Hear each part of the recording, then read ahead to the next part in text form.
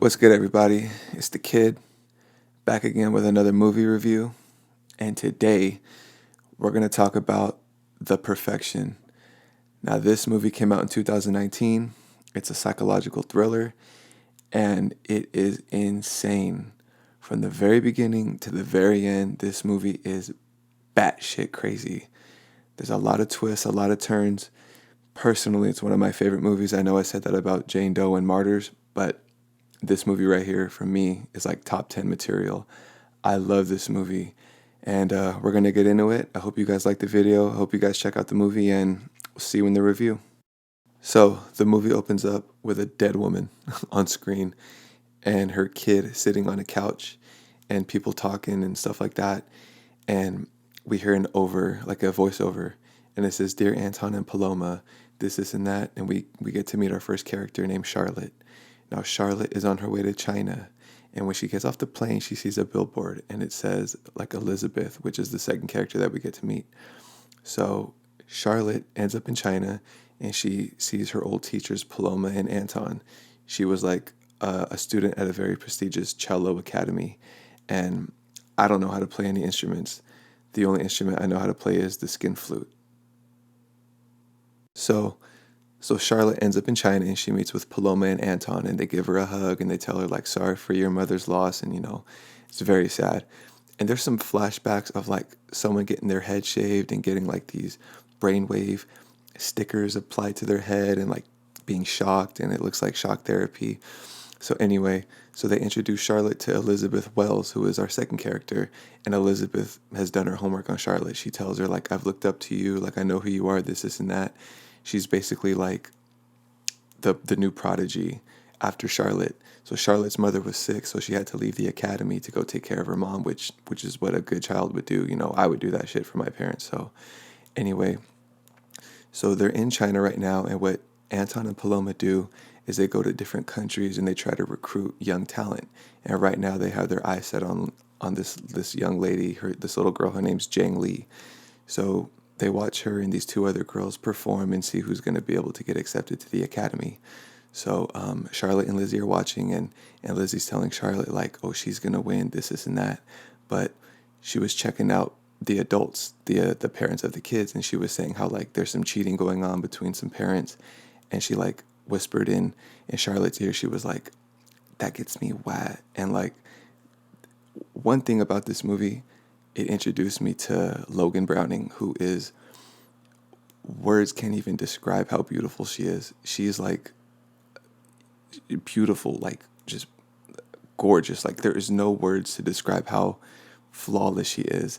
I had to follow her on Instagram and check out her other movies and shit, because she's just, she's chef's kiss. That's a 10 out of 10. That's what you want to wake up to every morning. Oh, she's drop dead amazing. Like, I would wife that. So, like, Logan, if you're seeing this video, if you're watching this video, what I'm saying, hit the kid up, and I'm saying, let's see let's make something happen. After the little competition, Anton comes up to them and he's like, Charlotte, Lizzie, can you guys play together? Can you guys do a duet? And Charlotte's like, no, I'm rusty, I haven't been doing it. Lizzie's like, just clit riding her, like, I've looked up to you forever. You make my heart flutter. You're amazing. You're still good. You're still good. So she convinces her. So then they do their little duet, and like Lizzie's getting off to it. She's like biting her lip and like, oh my gosh, she's just. Anyway, so after that, they go outside, and like Charlotte notices Lizzie has like a tattoo on the back of her neck of like a music note, and she kind of makes a face, and then Lizzie's explaining to her, like, I have 2 weeks off. Like, I want to travel. I want to do stuff. Can you come with me? And Charlotte's like, okay, sure, fine. So then they see like this Asian dude. He's like throwing up and he's like bleeding from his nose. And there's people explaining like, oh, there was an outbreak in Henan and people are getting sick. And Charlotte's like, oh, we were just there recruiting talent. And so then after that, they go party.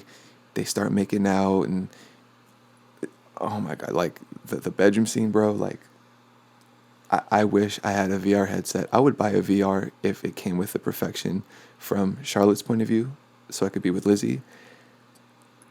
But like they're making out and kissing. It doesn't say that they're lesbian, But just because they're making out doesn't make them lesbian. Because, you know, like me and my homies. So then they wake up the next morning, and Charlotte's looking at Lizzie's note tattoo, and Lizzie like rolls over and she's just like, "Is your hangover as bad as mine?" And you know, they're talking about their day and what they want to do, and Lizzie's just like fucked up. Her head's pounding her, and she asks Charlotte for an ibuprofen. So Charlotte gives Lizzie an ibuprofen mixed with like some alcohol to take, which you're never supposed to do that. Are you stupid? And you know, they're talking about going around seeing the city and stuff like that.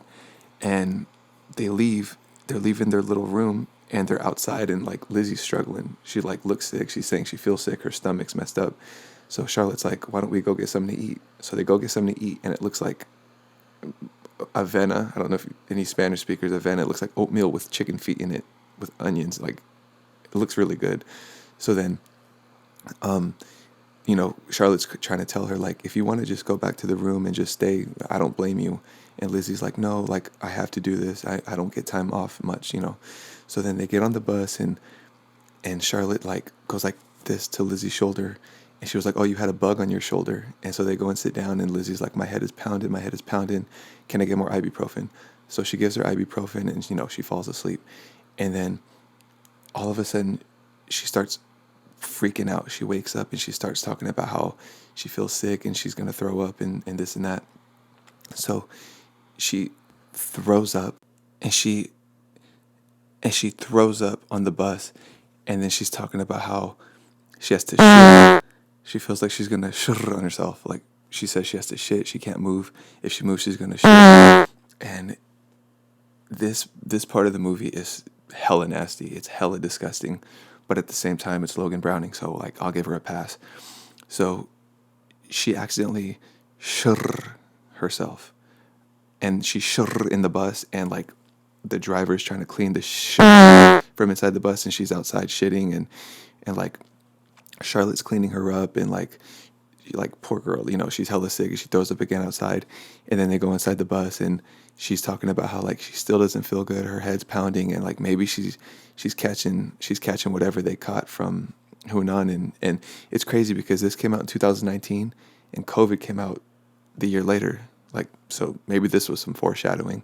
Anyway, so then she throws up again, and Charlotte is mortified. She's like, "Are those bugs?" And there's maggots inside her throw up. And this part is fucking sick. It's fucking nasty, but it's so the acting is so good, and you feel for her, like, damn, like she's really going through it. So then the driver kicks them off the bus, and she was like, "I have no reception on my phone. Like, what are we supposed to do?" So the driver kicks them off, and Lizzie keeps throwing up. And all of a sudden, she looks at her arm, and her arm, there's bugs crawling on the inside. She throws up again, and spiders come out. The spiders are in her throw up. And she's freaking out. I'm going to die. What am I going to do? Out of nowhere, Charlotte pulls out a meat cleaver. She says, "You know what you need to do." So then Lizzie goes up to Charlotte, grabs the meat cleaver, and she fucking screams, and she chops off her own hand. And this part, like this whole scene leading up to this part, it was amazing. The first like little chapter, it's called Mission. Each little section of the movie is like labeled like one mission. The next one is going to be Detour. We'll get into that after this, but so far so good. So then the next scene, the movie does like a rewind to like recap what happens. What actually happened was, when Lizzie asked her for ibuprofen, Charlotte gave her, looked like medication that the mom was taking, and the side effects were hallucinations, itchiness, and nausea, and not to take with alcohol or it can vamp up the side effects. And she gave her that shit, and then they were drinking, and she gave her alcohol to take with the medicine. So at this part, it shows you what really happened. She was fucking with Lizzie to make her think she was throwing up bugs, and she really wasn't throwing up bugs. She was shitting though. So, you know, that really happened. So then what happened was, she was telling her like, "Oh, there's bugs, this and that." And she actually took the cleaver from the little restaurant spot they were eating at. And same shit. She told her, "You know what you have to do." She pulled out the cleaver, and she chopped her own arm off. So then the next scene, Jang Lee, the girl from the beginning, she's getting a tour. She won the competition, and Anton and Paloma are telling her, like, you can do great things. They bring her down to this chapel, the section of the house where they say only the best of the best can perform, where Lizzie and Charlotte actually performed before. So Jang Lee's mom, she leaves, and then later on that night, Anton is woken up, I guess like by the doorbell, or there's a buzzer, and he goes outside, and it's Lizzie, and he sees Lizzie without her hand, and he's like, what in the fuck? You were missing, your hand's missing, what the hell's going on? So they bring her into the house, and she basically tells them, like, she's jealous, she made me cut my own hand off, I was in the hospital, they found me on the side of the road with a tourniquet, all bad.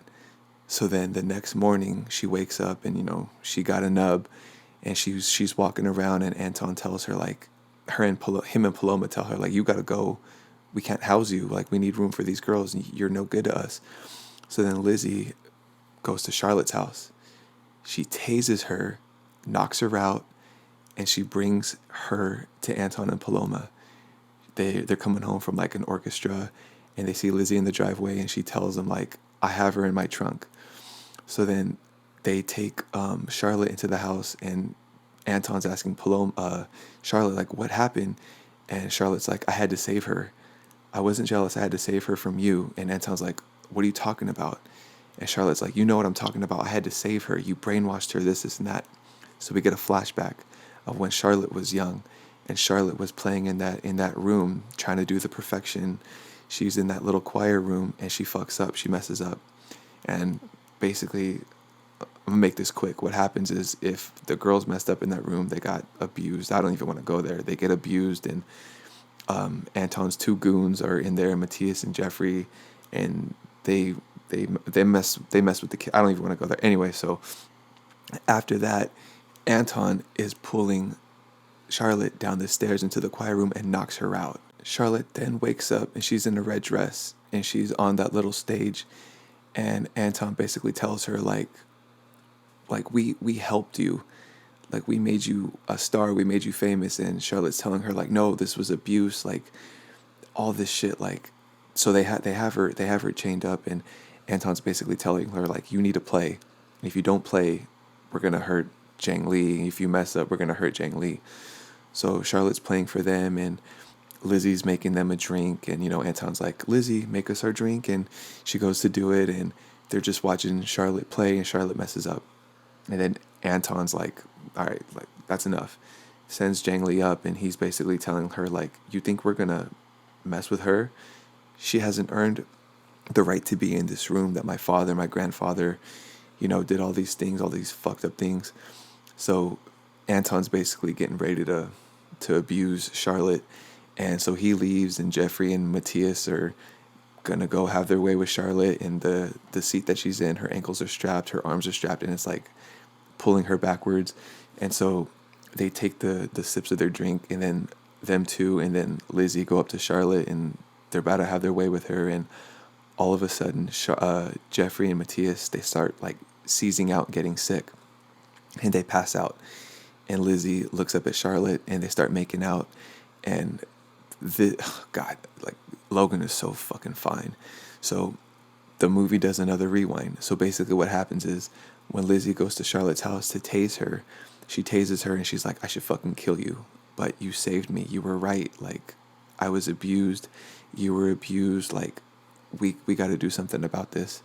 And so what happens is, Anton comes back into the room, and he sees that Matthias and Jeffrey are dead. Then Paloma walks in, and he looks at her, and she like pisses herself, and she falls, and there's a knife in her back. So Lizzie and Charlotte, they better get their revenge. They run up to Anton, and they stab him. Well, before that, he's trying to basically say, like, I'm sick, I just need help, like, I'm not a pervert, I'm just fucking, I'm having fun. So they stab the shit out of Anton, and it looks like Charlotte's about to kill him, but then he throws her over, and he stabs her in the arm, and like drags it down. And then Lizzie comes up and hits the back of his head with like a fire poker, and she hits him a couple more times. And then, like, this is the part, the end of this movie is fucked up, and it's sick. So basically, Charlotte and Lizzie walk up onto the stage, and they're dressed in gowns again. I don't know where they keep getting clothes from. And now the arm that Charlotte got cut, that's gone. I guess they cut her arm off too. And you see the back of Anton's head, and it shows the girls playing, and it pans to Anton, and it shows that they stitched his eyes closed, they stitched his mouth closed, they cut his arms off, his legs off, they used tourniquets to stop him from bleeding out, and they have like a liquid IV going into his nose and mouth. Like, what the fuck? So then the girls are playing the cello, and then the movie ends, and I'm like, what the fuck? And all I have to say is the ending caught me by surprise. But what a fucking movie. I absolutely love this movie. I love this movie so much. And I hope you guys like the review. I hope you guys check the movie out. This movie is worth watching. It's a 10 out of 10. All it takes is one watch, and you'll love it. Like, I can't praise this movie enough. So that's the end of the video. Like, comment, subscribe. LoganBrowning, if you come across this video, hit me up. And that's it. It's the kid. Peace, and I'll see y'all on the next one. Peace out.